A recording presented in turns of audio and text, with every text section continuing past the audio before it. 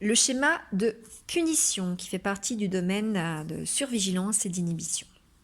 Ces patients croient que les gens, eux-mêmes inclus, méritent d'être punis lorsqu'ils font des erreurs. Ils sont moralisateurs et intolérants.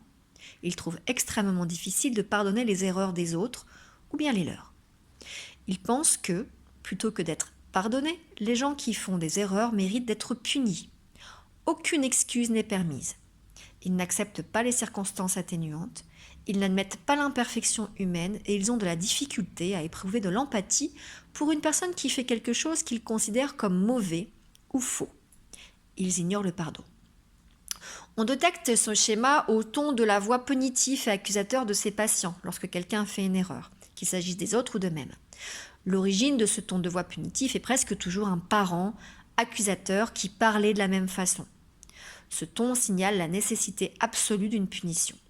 C'est une voix impitoyable, froide, méprisante, qui manque de douceur et de compassion.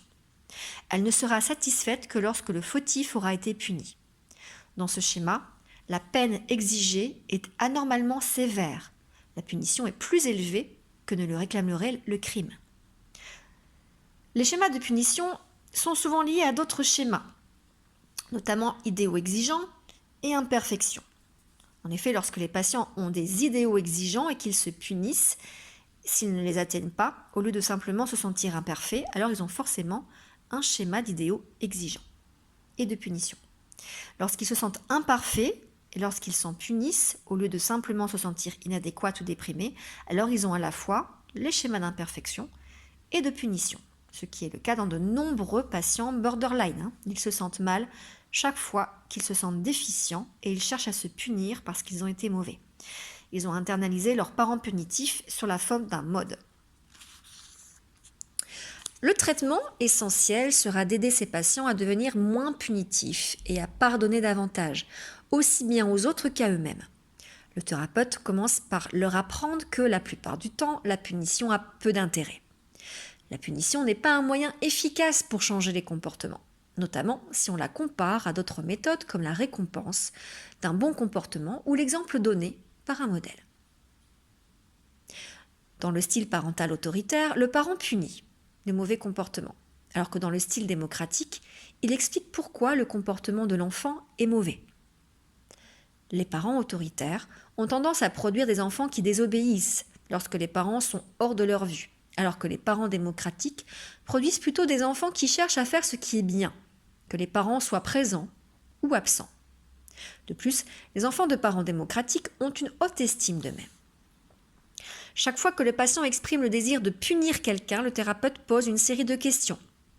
La personne avait-elle des intentions bonnes ou mauvaises ? Si les intentions de la personne étaient bonnes, quelle serait l'utilité d'une punition ?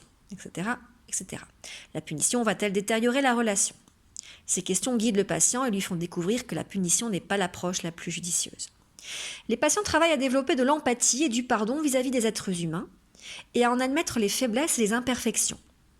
Ils apprennent à prendre en compte les circonstances atténuantes et à avoir une réponse modérée lorsque quelqu'un fait une erreur ou ne parvient pas à répondre à leurs attentes.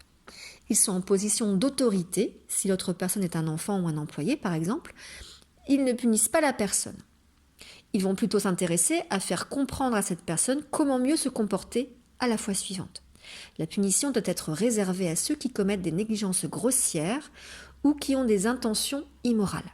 La balance de la justice doit toujours être modérée par la clémence. Dans les problèmes spécifiques, ce schéma peut s'avérer difficile à changer, particulièrement s'il est associé à un schéma d'imperfection. La rigueur morale du patient et son sens de l'injustice peuvent être très rigides. La clé du traitement réside dans le maintien de la motivation du patient à changer. Le thérapeute aide le patient à rester concentré sur le coût et le bénéfice du schéma en termes d'amélioration de l'estime de soi et de relations interpersonnelles plus harmonieuses.